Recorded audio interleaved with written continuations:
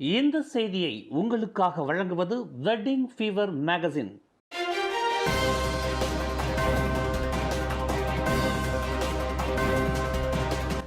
வணக்கம். திசைகளின் 10 மணி செய்திகள்.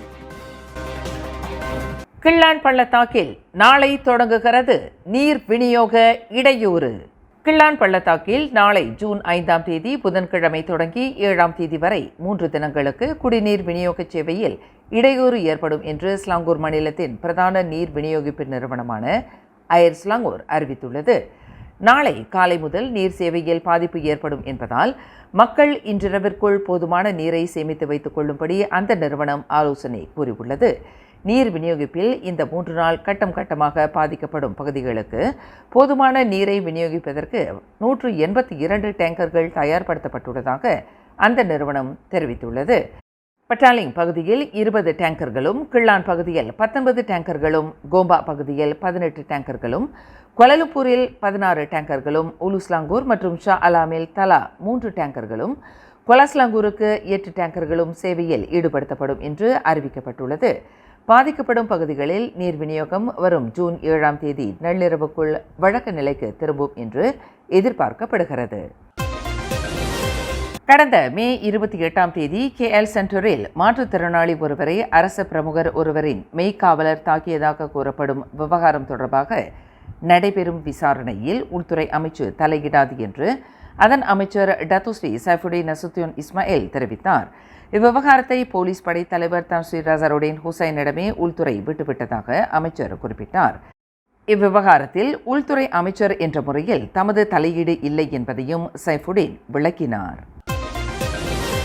மலேசிய செமிகண்டக்டர் தொடர்பான நிறுவனத்திற்கு அமெரிக்கா தடை விதித்துள்ளதாக வெளியான தகவல் குறித்து முதலீடு, வர்த்தகம் மற்றும் தொழிலியல் அமைச்சு விசாரணை நடத்தவுள்ளது. அமெரிக்காவினால் தடை விதிக்கப்பட்ட 300 நிறுவனங்களில் மலேசிய நிறுவனமும் உள்ளதால் ஒருங்கிணைப்பு அமைப்பு என்ற முறையில் இந்த விஷயத்தை அமைச்சு ஆய்வு செய்ய வேண்டியுள்ளது என்று 2வது நிதியமைச்சர் டத்துஸ்ரீ அமீர் ஹம்சா அசீசான் கூறினார்.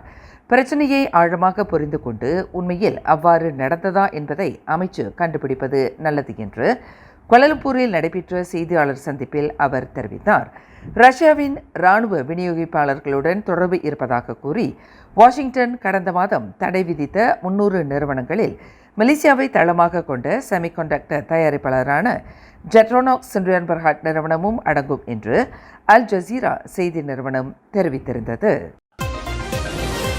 பினாங்கு பாகான் நாடாளுமன்ற சேவை மையம் மற்றும் அந்த நாடாளுமன்ற தொகுதிக்கு உட்பட்ட 3 சட்டமன்ற தொகுதிகளான சுங்கைப்புயு, பகான் ஜுமால் மற்றும் பகான் டாலாம் ஆகியவற்றின் சேவை மையங்கள் ஒருங்கிணைந்து HPV தடுப்பூசி திட்டம், இலவச சுகாதார விழிப்புணர்வு கருத்தரங்கு மற்றும் புற்றுநோய் தடுப்பிற்கான இலவச மருத்துவ பரிசோதனை ஆகியவற்றை நடத்தவிருக்கின்றன. மலேசிய தேசிய புற்றுநோய் தடுப்புச் சங்கத்துடன் இணைந்து வரும் ஜூன் 15 மற்றும் 16 ஆகிய 2 தினங்களில் காலை 9 மணி முதல் மாலை 4 மணி வரையில் பட்டவத் தேவான் டாத்தோ ஹாஜி அஹ்மத் படாவி மண்டபத்தில் நடைபெறவிருப்பதாக செனட்டர் டாக்டர் RA லிங்கேஸ்வரன் தெரிவித்தார். தேசிய HPV தடுப்பூசி திட்டத்தின் வாயிலாக 13 வயது பெண் பிள்ளைகளுக்கு மலேசிய அரசாங்கம் கடந்த 2010ஆம் ஆண்டு முதல் தடுப்பூசி வழங்கி வந்தது. கோவிட்-19 நோய் தொற்று பரவலுக்கு பிறகு அந்த திட்டம் நிறுத்தப்பட்டுள்ளது. எனினும் புற்றுநோய் தடுப்பிற்கான HPV தடுப்பூசியை இன்னும் செலுத்திக் கொள்ளாத பேறு குறைந்த மற்றும் வசதி குறைந்த பெண்களுக்கு மலேசிய தேசிய புற்றுநோய் தடுப்புச் சங்கத்தின் ஒத்துழைப்புடன் பினாங்கில் ஒவ்வொரு நாடாளுமன்ற தொகுதியிலும் இந்த தடுப்பூசியை செலுத்திக் கொள்ளும் நடவடிக்கை தொடங்கப்பட்டுள்ளதாக டாக்டர் லிங்கேஸ்வரன் தெரிவித்தார். அதன் அடிப்படையில் பகான் நாடாளுமன்ற தொகுதியில் 13 முதல் 20 வயதுக்கு உட்பட்ட பெண்கள் மற்றும் 30 வயதுக்கு மேற்போகாத மாற்றுத்திறனாளிகள், கடும் நோய்க்கு ஆளாகியவர்கள் ஆகியோருக்கு மருத்துவர்களின் ஆலோசனையுடன் HPV தடுப்பூசியை செலுத்திக் கொள்ளும் சேவை வழங்கப்படும் என்று டாக்டர் லிங்கேஸ்வரன் குறிப்பிட்டார். 1600 டோஸ் என்ற இந்த தடுப்பூசியின் மதிப்பு 500 வெள்ளியாகும். தவிர 200 வெள்ளி மதிப்பில் புற்றுநோய் தடுப்பிற்கான இலவச பரிசோதனையையும் செய்து கொள்ளலாம் என்று செய்தியாளர்கள் கூட்டத்தில் டாக்டர் லிங்கேஸ்வரன் தெரிவித்தார். Sekarang di Malaysia, cancer cervix adalah kedua tertinggi di Malaysia. Jadi melalui injection HPV vaksin kita dapat mengurangkan cancer cervix ini. Jadi saya minta jasa baik semua kepada semua wanita-wanita umur 13 hingga 30, kalau boleh datang untuk pendaftaran dan juga kita akan buat vaksin HPV secara percuma dan setiap vaksin HPV bernilai RM500. இந்த தடுப்பூசியை செலுத்திக் கொள்ளவிருக்கின்ற பெண்கள் தத்தம் தொகுதிகளில் பதிவு செய்து கொள்ளுமாறு doctor Lingeswaran கேட்டுக்கொண்டார். இந்த செய்தியாளர்கள் கூட்டத்தில் பகான் நாடாளுமன்ற உறுப்பினர் லிம்குவான் எங், பகான் டாலாம் சட்டமன்ற உறுப்பினர் குமரன் கிருஷ்ணன் மற்றும் இதர பொறுப்பாளர்கள் கலந்து கொண்டனர். குவாலலம்பூரில் மரங்களை பராமரிப்பதை கண்காணிக்க அமைக்கப்பட்ட சிறப்பு குழு அதன் முதல் கூட்டத்தை இம்மாதம் நடத்தவுள்ளது. தொடக்க கூட்டத்தின் தேதி இன்னும் முடிவு செய்யப்படவில்லை என்று பிரதமர் துறை அமைச்சர் டாக்டர் ஜலேஹா முஸ்தபா தெரிவித்தார்.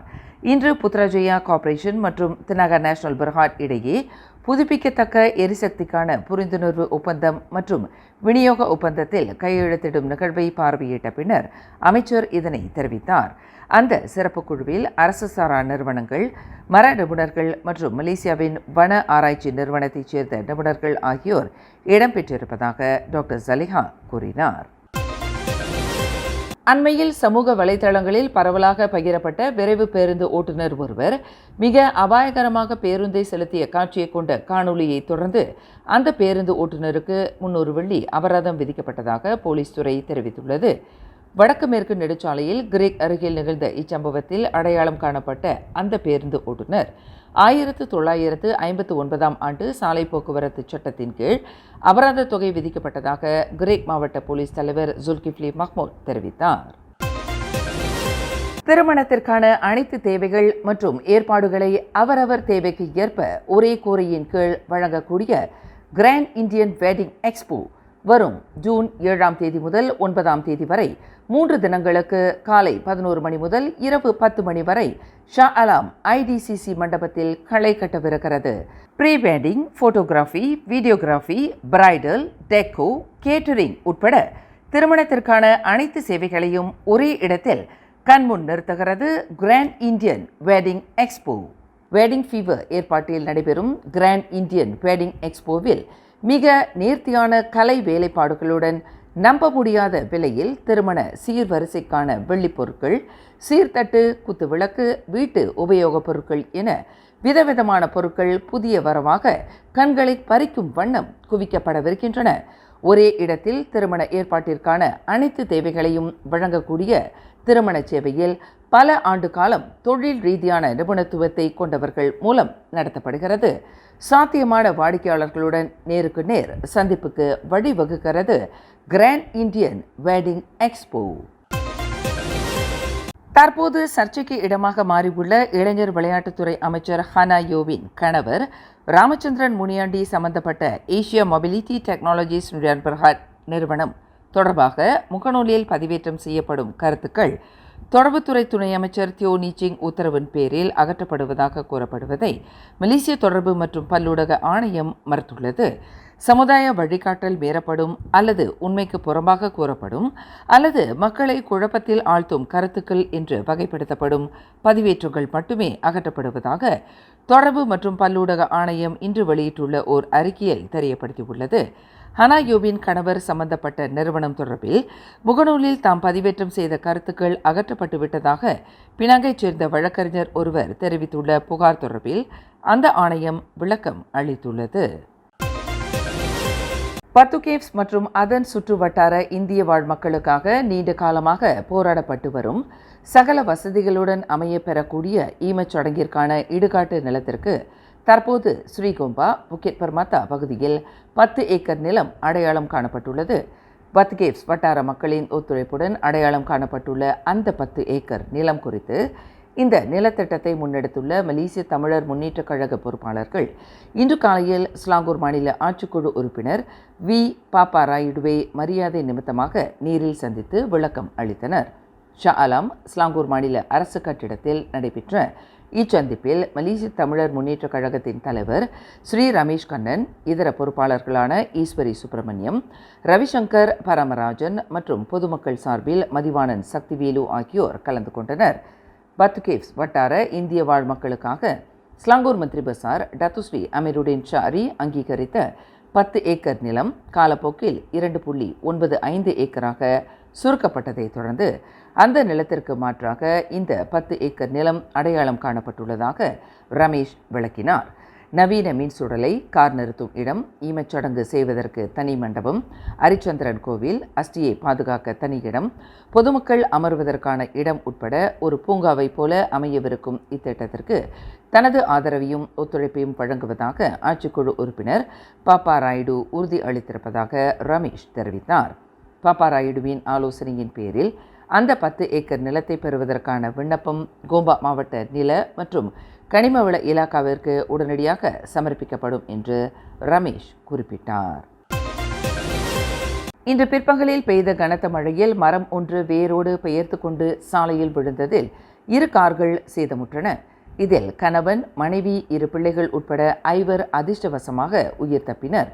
இச்சம்பவம் இன்று பிற்பகல் 3:10 மணியளவில் கிள்ளான் ஜலான் காப்பார் 6வது மைலில் நிகழ்ந்ததாக ஸ்லாங்கூர் மாநில தீயணைப்பு மீட்பு படை உதவி இயக்குனர் அஹ்மத் முக்லிஸ் முக்தார் தெரிவித்தார். தகவல் கிடைத்து சம்பவ இடத்திற்கு விரைந்த வடகிள்ளான் மாவட்ட தீயணைப்பு நிலையத்தார் மரக்கிளைகள் மத்தியில் சிக்கி தங்கள் கார்களிலிருந்து வெளியேற முடியாமல் இருந்த 2 கார்களில் உள்ள 5 பாதுகாப்பாக மீட்டனர் என்று அஹ்மத் முக்லிஸ் குறிப்பிட்டார். இன்று அதிகாலை 6:30 மணியளவில் கிளந்தான் ஜலான் கோத்தபாரு குவாமுசாங் சாலையின் 71வது கிலோமீட்டரில் குவலக்கராயில் நிகழ்ந்த சாலை விபத்தில் தலைமை ஆசிரியர் ஒருவர் உயிரிழந்தார்.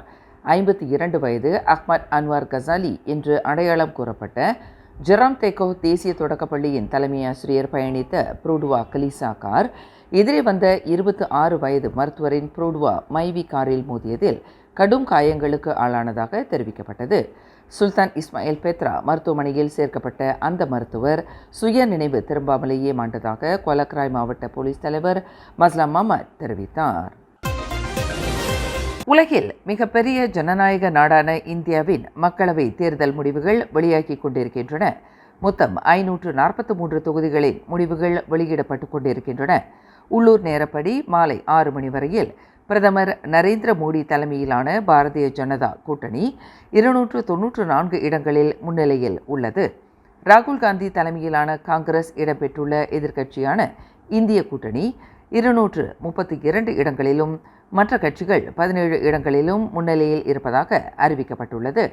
நடப்பு பிரதமர் நரேந்திர மோடி தலைமையிலான பாரதிய ஜனதா கூட்டணி மீண்டும் அரசாங்கத்தை அமைக்கவிருப்பதாக எதிர்பார்க்கப்படும் வேளையில் தமிழ்நாட்டில் 39 இடங்களிலும் புதுச்சேரியில் 1 இடத்திலும் மு.க. ஸ்டாலின் தலைமையிலான திமுக கூட்டணி முன்னிலையில் இருப்பதாக தெரிவிக்கப்பட்டுள்ளது.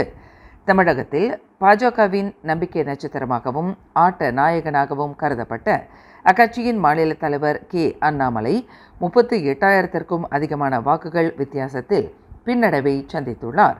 அவர் போட்டியிட்ட கோயம்புத்தூர் தொகுதியில் திமுக வேட்பாளர் கணபதி ராஜ்குமார் 210,049 வாக்குகள் பெற்று முன்னிலையில் உள்ளார் என்று அறிவிக்கப்பட்டுள்ளது. மேலும் செய்திகளை தெரிந்து கொள்ள கீழே இருக்கும் பெல் பட்டனை அழுத்துங்கள். உங்கள் மகிழ்ச்சியை வெளிப்படுத்த லைக் மற்றும் ஷேர் செய்யுங்கள். தொடர்ந்து திசைகளோடு இணைந்திருக்க சப்ஸ்கிரைப்